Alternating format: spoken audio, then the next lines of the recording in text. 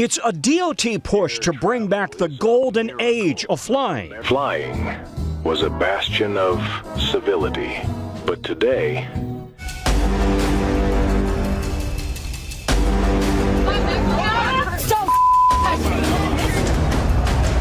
the Transportation Department cites a 400% increase in bad behavior and violence since 2019. But the FAA's own data shows unruly behavior peaked in 2021 during the mask mandate at 5,900 incidents and has since dropped dramatically to 2,096 incidents last year, 1,431 so far this year. The majority of people come to our airplane with kindness in their heart, a desire for safe, uneventful flight. And it is not a cage match every time you go to the airport. The fine for interfering with a flight crew can reach nearly $44,000 per offense, plus jail time. All right, rotate. Often caught in the middle, flight attendants, many of whom take voluntary training to defend themselves. Pretend like you got a bug under this foot. And squash it. Squash it. There it is. How do you negotiate with and talk down somebody who may be behaving badly or not behaving appropriately? Absolutely. I think the most important thing is we want to diffuse and de-escalate the situation. We don't want to make it worse. A lot of times just taking the time to have a conversation and utilizing your tone and your voice, that can manage that.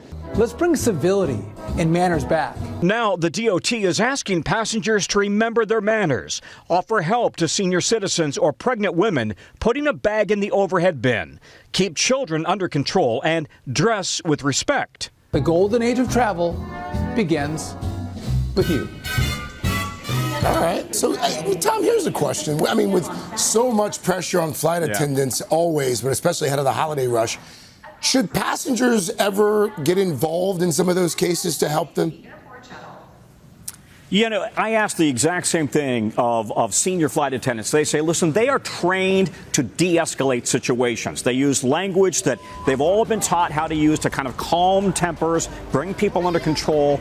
That said, they also do rely on passengers to step in if things are getting out of control. If a flight attendant is being assaulted, for example, they may need passengers to step in and help control that situation, but really not in every situation. And by the way, I asked, what does this mean? Dress with respect?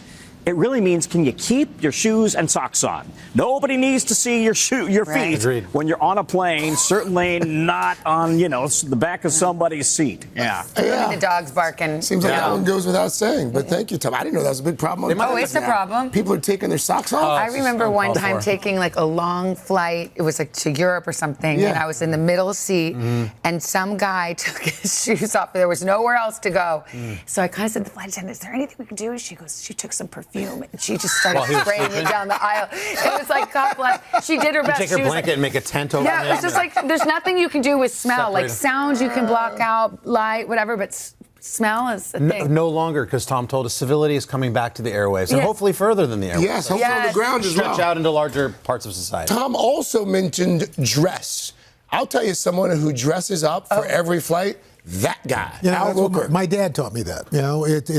If you dress with respect, if you dress well, first of all, the flight attendants, the crew appreciates it. I just think it makes a difference. Yeah. So let's just, I listen. You don't have to wear a tux. Yeah. But there's nothing wrong with that.